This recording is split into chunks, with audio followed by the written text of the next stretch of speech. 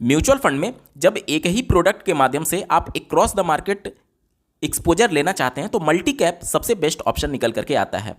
Multi cap के through आप large cap, mid cap और स्मॉल कैप तीनों का एक्सपोजर ले सकते हैं। अब मल्टी कैप में भी 3 प्रकार के प्रोडक्ट यानी म्यूचुअल फंड्स हमारे पास अवेलेबल हैं। एक तो एक्टिव मल्टी कैप, दूसरा मल्टी कैप का इंडेक्स जो कि निफ्टी 500 यूनिवर्स पर बेस है, और तीसरा मोमेंटम और क्वालिटी स्ट्रेटजी जो कि निफ्टी 500 यूनिवर्स पर बेस है और 50 स्टॉक्स में आपके पैसे को इन्वेस्ट किया जाता है। तो इन तीनों मल्टी कैप के अलग अलग स्ट्रेटजी के बारे में डिटेल में बात करेंगे, और साथ ही साथ सर का एक बहुत ही इंपॉर्टेंट और बहुत ही इंटरेस्टिंग प्रश्न है जो कि आप अपने स्क्रीन पर देख पा रहे होंगे कि एज ए रिटेल इन्वेस्टर क्या हम इन सब का कॉम्बिनेशन भी अपने पोर्टफोलियो में शामिल कर सकते हैं।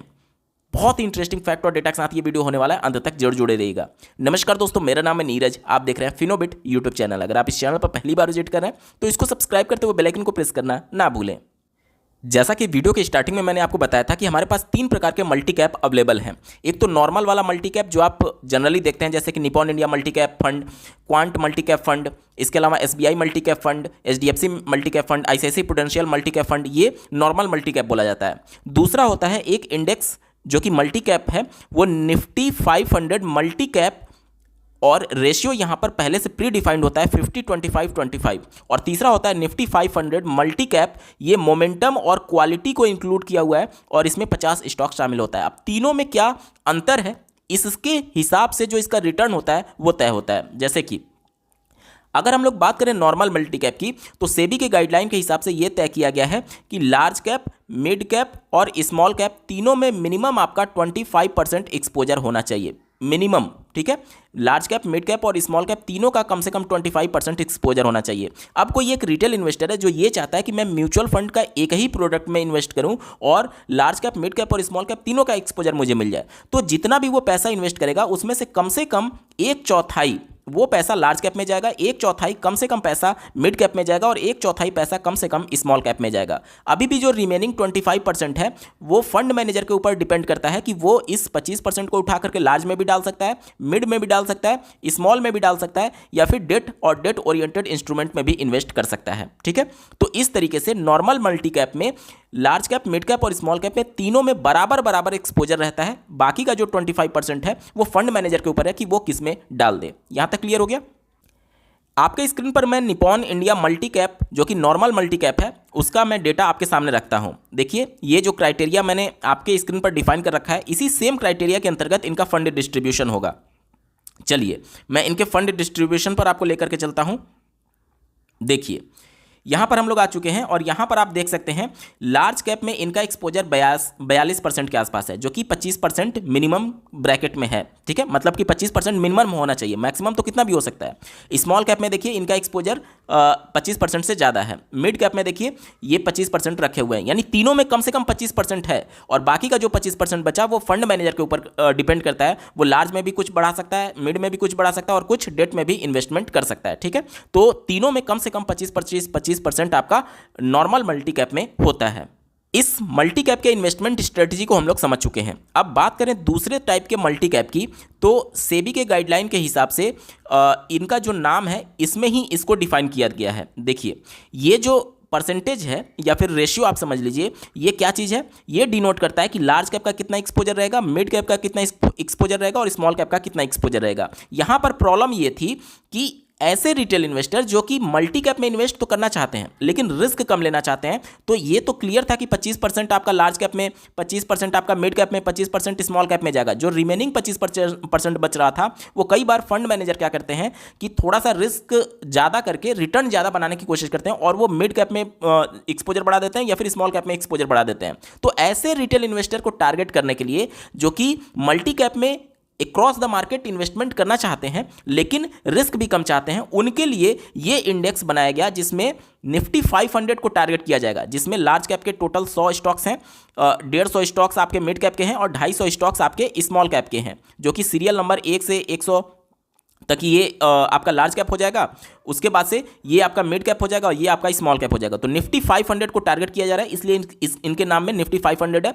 और मल्टी कैप 50-25-25, यानी कि ये अब श्योर है कि लार्ज कैप का एक्सपोजर जो होगा वो 50% होगा, मिड कैप का जो एक्सपोजर होगा वो 25% होगा और स्मॉल कैप का जो एक्सपोजर होगा वो 25% होगा। यहां पर क्या था, यहां पर लार्ज कैप 25% ही था, बाकी का 25% है वो फंड मैनेजर के ऊपर डिपेंड कर रहा है। लेकिन यहां पर रिस्ट्रिक्शन है कि इस वाले मल्टी कैप में आपका लार्ज कैप में 50% होगा ही होगा। इससे क्या होगा, ऐसे रिटेल इन्वेस्टर जो थोड़ा सा स्टेबल फंड चाह रहे थे, क्योंकि लार्ज कैप, मिड कैप और स्मॉल कैप की तुलना में थोड़ा स्टेबल है, रिस्की कम है, इस वजह से ये जो है वो थोड़ा सा ज़्यादा स्टेबल फंड हो जाता है। ठीक है, अगर मैं इनका फंड डिस्ट्रीब्यूशन दिखाऊं, आपको ये भी समझना होगा कि निफ्टी 500 मल्टी कैप 50 25 25 जो है वो एक इंडेक्स फंड है। तो आप किसी भी एएमसी का क्यों ना ले लें, चाहे आप एचडीएफसी की बात करें, नवी की बात करें, या फिर किसी भी XYZ एएमसी की बात करें, सब में फंड डिस्ट्रीब्यूशन आपको सेम ही देखने को मिलेगा, क्योंकि यहां पर फंड मैनेजर एक्टिवली फंड को मैनेज नहीं करता है, बल्कि रेप्लिकेट किया जाता है इस इंडेक्स को। ठीक है, तो यहां पर किसी भी एएमसी से कोई मतलब नहीं है। मैं आपको जो समझाने की कोशिश कर रहा हूं वो समझिएगा फंड डिस्ट्रीब्यूशन के बारे में। आप अपने स्क्रीन पर देख पा रहे होंगे इसका फंड डिस्ट्रीब्यूशन। देखिए, मैंने आपको क्या बताया था, लार्ज कैप में एक्सपोजर 50% होगा, देखिए 50% के आसपास है। मिड कैप में एक्सपोजर 25% होगा, देखिए 25% के आसपास है। और स्मॉल कैप में एक्सपोजर 25% होगा, देखिए यहां पर 25% के आसपास है। ठीक है, अब यहां पर इन्होंने कैश होल्ड रख रखा है 0.5%, इस वजह से यहां पर थोड़ा सा आपको एक तरीके से एक्चुअली में 50% या फिर 25% से थोड़ा सा कम दिख रहा होगा। क्यों? क्योंकि कैश में भी इनकी होल्डिंग रखी हुई है। तो इस तरीके से जो ये इंडेक्स है निफ्टी 500 मल्टी कैप 50 25 25 25, इसमें लार्ज कैप का एक्सपोजर बढ़ जाता है 50% और मिड कैप और स्मॉल कैप में आपका 25% होता है। यहां तक क्लियर हो गया? अब इन दोनों की स्ट्रेटेजी को आप समझ चुके हैं। इसके स्ट्रेटेजी की बात करें तो यहां पर भी निफ्टी 500 को टारगेट किया जाएगा, यानी कि लार्ज कैप की 100 कंपनी, मिड कैप की 150 कंपनी, स्मॉल कैप की 250 कंपनी, लेकिन उसमें से केवल 50 कंपनी को चुना जाएगा पैसे लगाने के लिए, केवल 50 कंपनी को। ठीक है, किस बेस पर चुना जाएगा? यह चुना जाएगा मोमेंटम के बेस पर। मोमेंटम क्या होता है? पिछले 6 महीने और 12 महीने में निफ्टी 500 यानी टोटल टॉप की जो 500 कंपनीज है उसमें सबसे ज्यादा जो रिटर्न बना करके दिया होगा, प्राइस वाइज जो रिटर्न यानी जो मोमेंटम में होगा, उस स्टॉक को पिक करेंगे और उन सभी को एक मोमेंटम स्कोर दे देंगे। उसके बाद क्वालिटी देखा जाएगा। क्वालिटी का मतलब क्या हो गया कि देखिए, मोमेंटम का मतलब ये हो गया कि जो रिटर्न केवल बना रहा है हम केवल उस पर फोकस कर रहे हैं। अब मान लीजिए कि कोई स्टॉक है जिसमें पंप डंप किया गया या फिर जानबूझ करके आर्टिफिशियल तरीके से डिमांड क्रिएट करके उसका प्राइस बढ़ा दिया गया, तो उसका तो रिटर्न दिखेगा, लेकिन उसका फंडामेंटल तो अच्छा नहीं है। तो इस बार क्या होगा कि हम मोमेंटम के साथ साथ क्वालिटी भी देखेंगे। क्वालिटी का मतलब कि उसके पिछले 5 साल का अर्निंग पर शेयर कैसा है, उसका फाइनेंशियल लिवरेज कैसा है, इसके अलावा उसका जो फंडामेंटल स्ट्रेटजी होता है, जो उनकी बैलेंस शीट और जो हम लोग एनालिसिस करते हैं, उसके बेस पर हम लोग क्वालिटी प्रोडक्ट जितने भी निफ्टी 500 के स्टॉक्स होंगे उन सबको एक क्वालिटी स्कोर दे दिया जाएगा। अब हमारे पास 2 स्कोर हैं, पहला मोमेंटम स्कोर और दूसरा क्वालिटी स्कोर। इन दोनों को एडजस्ट करके एक नॉर्मलाइज्ड मोमेंटम क्वालिटी स्कोर बनाया जाएगा, फाइनल मोमेंटम क्वालिटी स्कोर। और उसके बाद से यहां पर देखा जाएगा कि इन 500 स्टॉक्स में से अब हमारे पास कितने स्टॉक आ गए मोमेंटम क्वालिटी स्कोर के हिसाब से, वो 50 स्टॉक आ चुके हैं। अब इन 50 स्टॉक में वेटेज कैसे तय होगा? वेटेज तय होगा फ्री फ्लोट मार्केट कैपिटलाइजेशन के हिसाब से। अब फ्री फ्लोट मार्केट कैपिटलाइजेशन क्या होता है?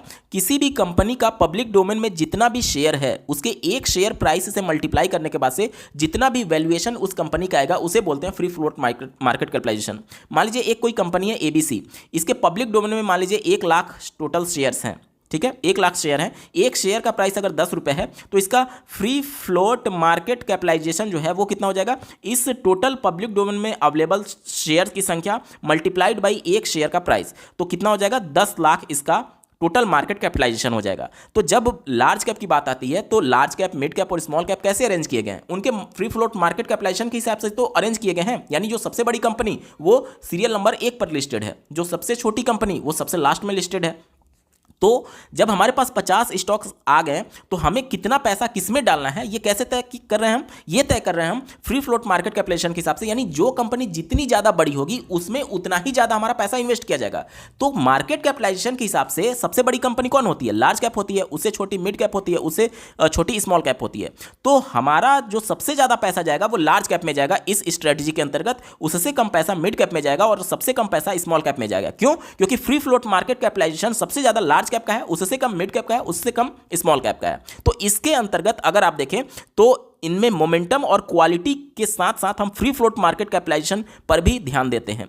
तो अगर ओवरऑल मैं यहाँ पर अगर अब रिटर्न की तरफ चलें कि कौन सा हमें ज़्यादा रिटर्न बना करके देगा, तो देखिए अब आपको समझने में कठिनाई नहीं होनी चाहिए कि जो नॉर्मल मल्टी कैप है, जो कि एक्टिव कैटेगरी का फंड होगा, उसका परफॉर्मेंस जो होगा इससे थोड़ा सा बेहतर होगा। क्यों बेहतर होगा?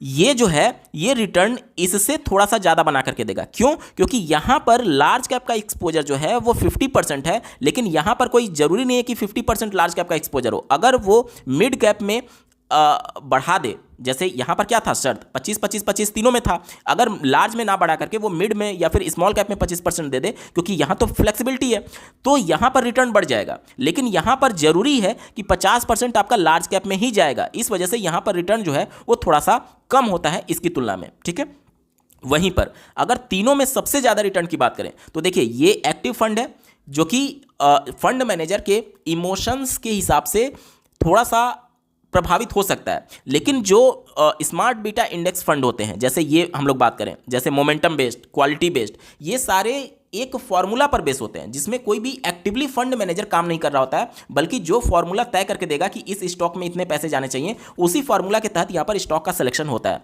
तो ये जो है वो बायसनेस से बिल्कुल फ्री होता है, और इसीलिए अगर आप देखें तो चूंकि ये मोमेंटम वाले ही केवल स्टॉक को पकड़ेगा और जिनमें क्वालिटी होगी, इसलिए इनका रिटर्न बाकी के दो मोमेंटम फंड से ज़्यादा होता है। अभी मैं सब कुछ प्रूफ के तौर पर आपको दिखाऊंगा, ठीक है, अभी मैं सिर्फ समझाने के लिए बता रहा हूं। तो इन तीनों में सबसे ज़्यादा जो रिटर्न बना करके देगा वो ये फंड बना करके देगा, उससे कम रिटर्न जो बना करके देगा वो ये फंड बना करके देगा, और सबसे कम जो रिटर्न बना करके देगा वो ये देगा। ठीक है, तो सबसे ज़्यादा रिटर्न के मामले में अगर मैं रैंकिंग करूं तो Nifty 500 multi cap momentum quality 50 एक रैंक पर आता है रिटर्न के मामले में, हाई रिटर्न के मामले में। उसके बाद से दूसरे नंबर पर आता है नॉर्मल मल्टी कैप, और तीसरे नंबर पर जो सबसे कम रिटर्न बना करके देगा वो निफ्टी 500 मल्टी कैप 50-25-25 आता है। ठीक है, अब ऐसा क्यों होता है मैंने सब कुछ आपको क्लियर बता दिया। आपके मन में सवाल आएगा कि ये चलिए ठीक है मोमेंटम और क्वालिटी वाले स्टॉक को पिक कर रहा है, लेकिन मान लीजिए आज कोई स्टॉक मोमेंटम में है, कल को नहीं रहेगा, उसका मोमेंटम खत्म हो गया, तब तो इसका रिटर्न निगेटिव हो जाएगा या फिर कम हो जाएगा। लेकिन ऐसा नहीं होगा। क्यों नहीं होगा, इसको ध्यान से समझिएगा। इसमें हर 6 महीने में रीबैलेंसिंग की जाती है। इसका मतलब कि हर 6 महीने में जो हमने प्रोसेस देखा मोमेंटम और क्वालिटी स्कोर का, वो फिर से डिफाइन किया जाएगा, और जो स्टॉक परफॉर्म नहीं कर रही होगी वो ऑटोमेटिक लिस्ट से बाहर चला जाएगा, और जो अच्छा परफॉर्म कर रही होगी वो लिस्ट में शामिल हो जाएगा। तो ये हर 6 महीने में प्रोसेस दोहराया जाता है, हर 6 महीने में, और इसमें भी होगा, और ये तो एक्टिवली फंड मैनेजर इसको देखते ही रहते हैं। तो ये सारी चीज़ें ऑलरेडी मैनेज होती हैं, हर 6-6 महीने पर ये ऑलरेडी मैनेज होंगी, मतलब कि रीबैलेंस किया जाएगा। ठीक है, तो इस तरीके से ये चीज़ें काम कर रही होती है। अब चलिए मैं रिटर्न आपको दिखाता हूं। सबसे पहले बात करेंगे निफ्टी 500 मल्टी कैप 50-25-25 के बारे में। तो जैसा कि मैंने आपको बताया कि लार्ज कैप का एक्सपोजर यहां पर 50% रहेगा, और इस वजह से इसका रिटर्न जो है वो थोड़ा सा कम होगा। तीनों में सबसे कम इसी का रिटर्न होगा।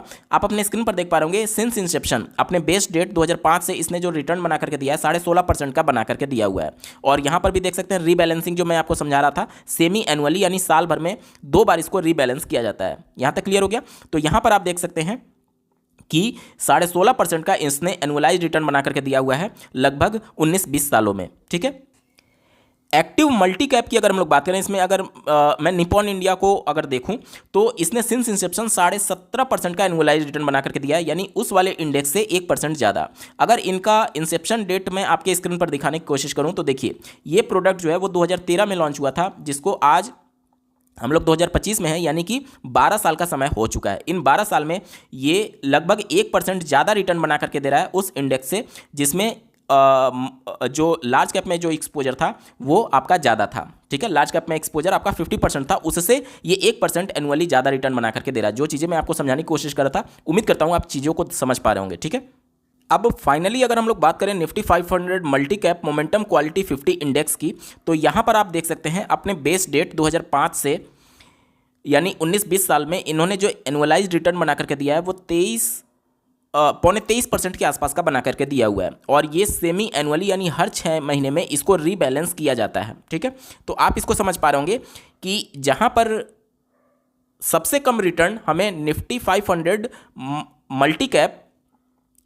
50-25-25 इंडेक्स दे रहा है। क्यों? क्योंकि वहाँ पर लार्ज कैप का एक्सपोजर सबसे ज़्यादा था। इसके बाद हमें उससे ज़्यादा एक्टिव मल्टी कैप दे रहा है, और सबसे ज़्यादा जो हमें रिटर्न बना करके दे रहा है वो मोमेंटम क्वालिटी 50 मल्टी कैप वाला इंडेक्स हमें बना करके दे रहा है। देखिए यहाँ पर भी लार्ज कैप का एक्सपोजर ज़्यादा होगा, लेकिन चूंकि केवल उन्हीं स्टॉक्स को पिक किया जा रहा है जो कि मोमेंटम में होंगे और वाकई जिनका फंडामेंटल स्ट्रांग होगा, इस वजह से ये सिंस इंसेप्शन इनका रिटर्न जो है वो बाकी दोनों की तुलना में ज़्यादा है। अब आते हैं सर के मेन प्रश्न पर कि क्या HDFC या फिर किसी भी AMC का जो 500 मल्टी कैप 50 25 25 25 है और इसके साथ ही साथ निफ्टी 500 मोमेंटम क्वालिटी 50 है, क्या दोनों का कॉम्बिनेशन हम लोग रख सकते हैं? देखिए कोई खास फायदा आपको नहीं होगा। क्यों नहीं होगा? क्योंकि दोनों की स्ट्रेटेजी सेम है, दोनों की स्ट्रेटेजी सेम है। ये क्या कर रहा है, ये लार्ज कैप के 50% एक्सपोजर को आपको रखेगा और यहां पर अगर आप मार्केट कैपिटलाइजेशन वाइज देखेंगे तो लार्ज कैप का एक्सपोजर ज़्यादा है, इसलिए यहां पर भी 50% जो है लगभग आपका लार्ज कैप का ही एक्सपोजर होगा। लेकिन चूंकि ये मोमेंटम पर फोकस करता है और क्वालिटी स्टॉक पर फोकस करता है, इस वजह से इसका रिटर्न जो है वो इसकी तुलना में बढ़ जाता है। तो स्ट्रेटेजी बिल्कुल सेम है, large cap, mid cap, small cap तीनों को टारगेट करना है और अक्रॉस द मार्केट आपको एक्सपोजर दिलाना है दोनों प्रोडक्ट में, ठीक है। लेकिन दोनों प्रोडक्ट को अगर आप एक साथ रखते हैं तो कोई खास फायदा नहीं होगा। तो मेरे हिसाब से आपके पोर्टफोलियो में इसमें से कोई भी एक ही प्रोडक्ट आप इन्वेस्ट करिएगा। दोनों इंडेक्स ही है, ये भी इंडेक्स है, ये भी इंडेक्स है। तो अगर आप थोड़ा सा रिस्क ज़्यादा लेकर के ज़्यादा रिटर्न चाहते हैं तो आपके लिए निफ्टी 500 मोमेंटम क्वालिटी 50 इंडेक्स जो होगा वो ज़्यादा बेनिफिशियल हो सकता है, क्योंकि एक तो ये ज़्यादा वोलेटाइल भी होगा। क्यों? क्योंकि मोमेंटम के बेस पर ऐसे स्टॉक्स में बहुत ज़्यादा वोलेटिलिटी होती है, बहुत तेज़ी से ऊपर भी चढ़ेगा और बहुत तेज़ी से नीचे भी गिरेगा, ठीक है। तो जब ये वोलेटिलिटी होगी तो आपको समय समय पर जब मार्केट में करेक्शन होगा तो वहाँ पर लमसम करने का मौका मिलेगा, जो कि इसमें बहुत ज़्यादा शायद आपको ना मिले, क्योंकि यहाँ पर स्टेबल फंड पर ज़्यादा फोकस किया जाएगा।